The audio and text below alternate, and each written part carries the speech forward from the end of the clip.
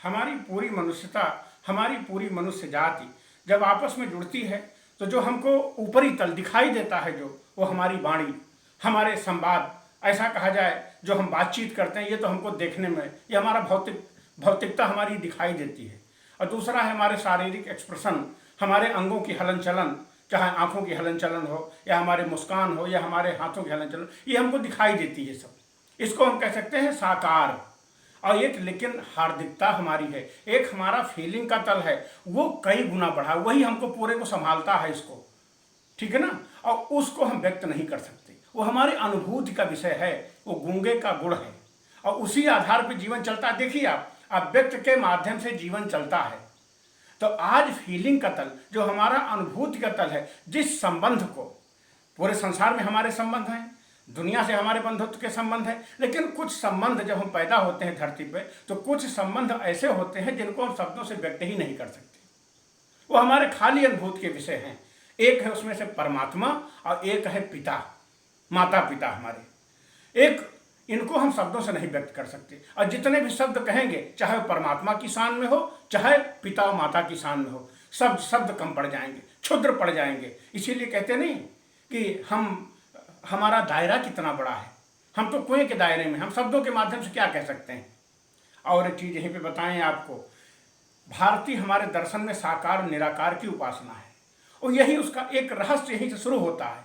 देखिए आप, ये पूरा ब्रह्मांड निराकार है, लेकिन जब परमात्मा साकार रूप लेता है तो उसका जो प्रत्यक्ष दर्शन है वो माता पिता है, वो पिता है। आज फादर्स डे है, तो लोगों, हमारे मित्रों ने मुझसे कहा कि कुछ आपकी वीडियो नहीं आई अभी तक। हमने कहा कि चूंकि वाणी का विषय नहीं है, सोच रहा था, लेकिन फिर भी सबके भावनाओं का आदर करते हुए, अपने प्रेमियों के, अपने मित्रों के, मैं एक वीडियो शूट कर रहा हूँ। आप लोग समझिएगा मेरी बात को, पूरा भारतीय दर्शन इसी में समाया है, और यहीं से मूर्ति पूजा का रहस्य भी है, क्योंकि अपनी भावनाएं, अपनी हम फीलिंग्स कैसे व्यक्त कर सकें और कैसे अनुभूत कर सकें। तो जैसे माँ बाप के माध्यम से हम अनुभव करते हैं साकार रूप में, उसी आधार पर हम मूर्तियों का निर्माण भी कर लेते हैं। लेकिन ये जितना साकार है उससे 10 गुना ज़्यादा निराकार है। मैंने कभी बात किया था, जब बर्फ का टुकड़ा पानी में तैरता है तो 9 गुना भाग उसका नीचे रहता है, 9 भाग 1/10 ही ऊपर दिखाई देता है, 9/10 उसका नीचे रहता है। तो हमारा चेतन और चेतन, आज हमारे शरीर शास्त्री कहते हैं, मनोवैज्ञानिक कहते हैं कि जो हम भौतिक जगत का काम काज कर रहे हैं, ये हमारा दिमाग जो काम करता है, ये खाली 10वां भाग है, 10% भाग है, 90% अवचेतन है, अब पूरा हम अवचेतन से संभलते हैं। इसीलिए ये तो प्रेम की बात है, उद्धव बंदगी तेरे बस की नहीं है। इसीलिए परमात्मा की प्रार्थना में, परमात्मा की भक्ति में जितने शब्द कहे गए, काव्य के माध्यम से कुछ कहा जाता है उनको, क्योंकि वो बड़ी फीलिंग्स का, बड़ी गहराई, हार्दिकता का विषय है वो। तो हृदय के उद्गार को हम कैसे कहते हैं? काव्य के माध्यम से, ठीक है ना, गीत के माध्यम से, संगीत के माध्यम से व्यक्त करते हैं, नृत्य के माध्यम से हम व्यक्त करते हैं, उसको अभिव्यक्ति देने का प्रयास करते हैं, अपनी भावनाओं का इजहार करते हैं हम।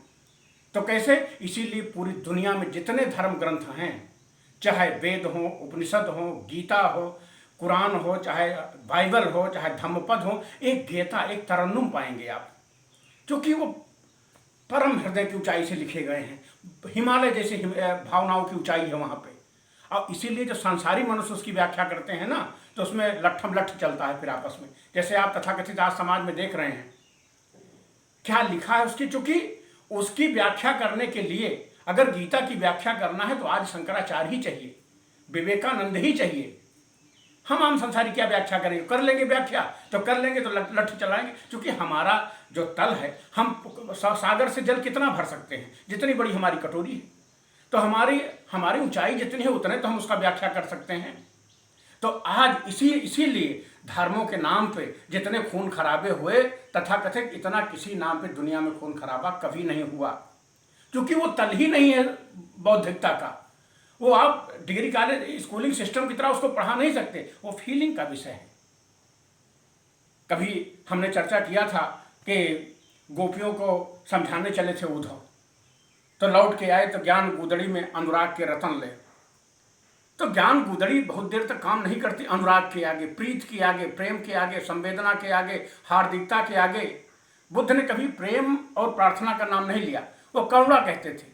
देखिए, अभिव्यक्ति का शब्द अलग अलग है, लेकिन तल वही है, अभिव्यक्ति का माध्यम है वो करुणा। तो इसी तरह हमारा पिता साक्षात ईश्वर है। अब आप देखेंगे, चाहे पिता हमारा शरीर में हो और चाहे ना हो, यही तरह से देखिए आप, चाहे आज हमारे पिता इस शरीर में नहीं, लेकिन कोई कृतार्थ करने चलेंगे, पिताजी होते तो ऐसा कहते, पिताजी होते तो ऐसा कहते, वो कहाँ गए? वो छाया की तरह मौजूद हैं आपके ऊपर। कहते हैं विवेकानंद जब अमेरिका में बोल रहे थे तो किसी पेंटर ने चित्र बनाया उनका कि ये कौन है पीछे से हाथ लगा रहता है उसका। तो विवेकानंद देखे तो बहुत रोने लगे। वो कहा हमारे गुरुदेव हैं रामकृष्ण परमहंस, शरीर छोड़ चुके हैं अपना, वो तो शरीर में तो नहीं थे वो, लेकिन इसीलिए हम पिता की संज्ञा किससे देते हैं? माता की संज्ञा देते हैं धरती से, और पिता की संज्ञा देते हैं आकाश से, कि हमारा आकाश है। कहते हैं धरती और आकाश के बीच में हम पलते हैं, तो हमारी छत्र छाया है पिता, चाहे पूरी दुनिया, क्योंकि हमारा पिता जिंदा है। पश्चिम का एक मनोवैज्ञानिक बड़ा प्यारा प्रयोग कर रहा था।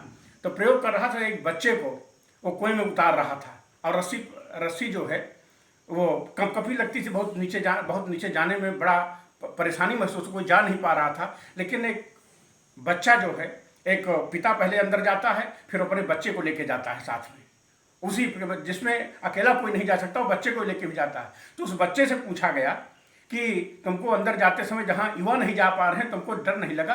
कहा कि चूंकि मुझे डर किस बात का, मैं पिता की गोदी में बैठा हुआ था। ये मनोवैज्ञानिक प्रयोग है वहाँ के, लेकिन नहीं, एक चेतन अवचेतन एक शरीर के माध्यम। देखिए आप, मैं पिता के सामने भी कभी नहीं बैठता था, लेकिन इतना जुड़ाव बना रहता, हार्दिकता का जुड़ाव हो। ये तो प्रेम की बात है, वो तो बंदगी तेरे बस की नहीं है। इसीलिए कहते हैं कि गूंगे का गुड़, कबीर कहते थे, वो अनुभूति का विषय है, वाणी का विषय ही नहीं है। तो पिता के आदर में, पिता की खिदमत में, पिता के स्वागत में हम क्या कहें, शब्द सब फीके हैं, लेकिन चेतन और अवचेतन के बीच की कड़ी है, ये हमारा जीवन है। यही है साकार निराकार उपासना का रहस्य। जो आज हमसे लोग पूछते हैं मूर्तियों का रहस्य क्या है, इसी आधार पर पकड़ा गया, क्योंकि साकार रूप में माँ बाप और सदगुरु हमको संभालते हैं, और निराकार रूप में एक अवलंबन हमको रहता है परमात्मा का। सदगुरु बताता है फिर कि अवलंबन है, पूरा संसार में गर्भ की तरह परमात्मा पाल रहा है, लेकिन वो साकार रूप में माँ बाप के रूप में दिखता है। समझिएगा मेरी बात को, साकार रूप में माँ बाप गुरु के रूप में दिखता है, साकार रूप में। और फिर उसी ने बलिहारी गुरु आपने गोविंद दियो लखाए, तो गोविंद दियो बताए, तो गोविंद का इशारा भी कर देता है बाद में वो। तो आज हमारे पिता के माध्यम से मैं पूरे जो भी हमारी आवाज़ को सुन रहे हैं, पहली बात अपनी फीलिंग्स को जगाइए, अपनी हार्दिकता को जगाइए। आज पश्चिम में प्रयोग चल रहे हैं फीलिंग्स को जगाने के लिए, संवेदना को जगाने के लिए। आपकी संवेदना मरती जा रही है, बाजारू व्यवस्था खूब बढ़ गई, आप शब्दों के आदी हो गए, लेकिन आपकी हार्दिकता मर गई है। आप अदालत के माध्यम से जिंदा होने के आदी हो गए हैं। नहीं, अपनी फीलिंग्स को बढ़ाइए। कहते हैं जब जीसस को फांसी दी गई, दूध बह रहा था, रामकृष्ण परमहंस को स्तन आ गए थे।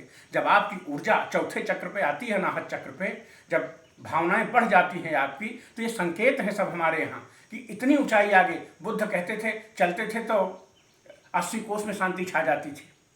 महावीर चलते थे तो जो कांटे सीधे होते थे उल्टे हो जाते थे।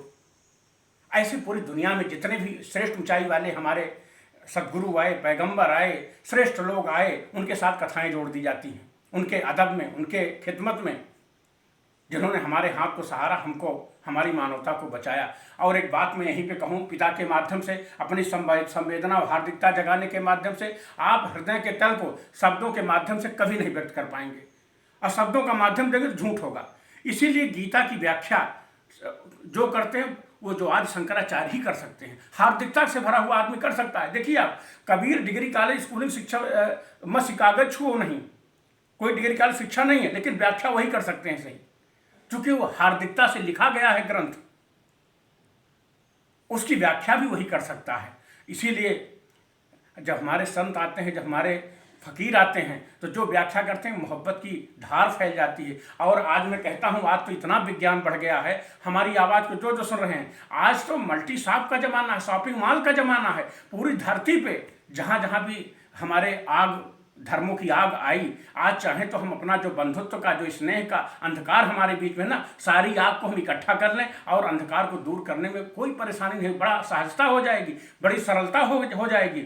लेकिन आज तथाकथित पूरी धर्मों की आग जहाँ जहाँ फैली, हम एक दूसरे की आग लेके घर फूंक रहे हैं सबका, क्या तमाशा कर रहे हैं। आज उनकी आत्माएं जहाँ रूह होगी ना, वो भी हंसती होगी हमारे ऊपर, लानत फेंकती होगी। लेकिन आज पिता के आदर के दिवस पे, आज फादर्स डे पे, हम अपनी संवेदना को, अपनी भावना को, अपनी फीलिंग्स को बढ़ाने के लिए सबसे कहते हैं कि आप अपने बच्चों के माध्यम से, अपने परिवार के माध्यम से, अपने सराउंडिंग के माध्यम से अपनी फीलिंग्स को बढ़ाइए, अपनी हार्दिकता को बढ़ाइए, अपने संवेदना को बढ़ाइए, अपनी करुणा को बढ़ाइए। यही जीवन का आधार है। इसी आधार पे हम हैं और इसी आधार पे हमारा परमात्मा है। हम में उसमें कोई भेद नहीं, हम बूंद है, वो सागर है। तो ये प्रेम जब अनंत हो गया, रोम रोम संत हो गया, प्रार्थना ही जाके बूंद समानी सिंधु मां सोकर ढूंढी जाए, जानत तुम्हें तुम्हें हो जाई। तो हमारी हार्दिकता इतनी बढ़ जाए, इतना विराट हृदय हो जाए कि अस्तित्व से जुड़ जाए। आज फादर्स डे पे सबके जितने भी धरती पे हमारे सदगुरु आए, पैगंबर आए, देवदूत आए, और यूँ कहा जाए कि हमारे माँ बाप जो हमारे शरीर रूप में थे या अशरीरी हो गए हैं, अब शरीर में वो नहीं हैं, सबको प्रणाम करते हुए जिस तरह से उनका सहारा बना हुआ है हमारे ऊपर, परमात्मा का सहारा बना हुआ है हमारे ऊपर, ऐसे हम पूरे संसार में सबको अपना अपना सहारा माने, एक दूसरे का सहयोग करें, एक दूसरे को अपनापन लेके माने, और हमारे, मैं कहता हूँ, खुद भी मोहब्बत से भरें, अपने परिवार को प्रेम से भरें, और समाज, क्षेत्र, देश जब तक जिंदा रहें, इस जीवन के रनवे पे आनंद से रहें, और जब विदा हों तो परम आनंद में प्रवेश कर जाएं। बना लो जीवनी ऐसे जग रोए तुम हंसता जा। हरि ओम तत्सत, हरि ओम तत्सत, हरि ओम तत्सत, हरि ओम।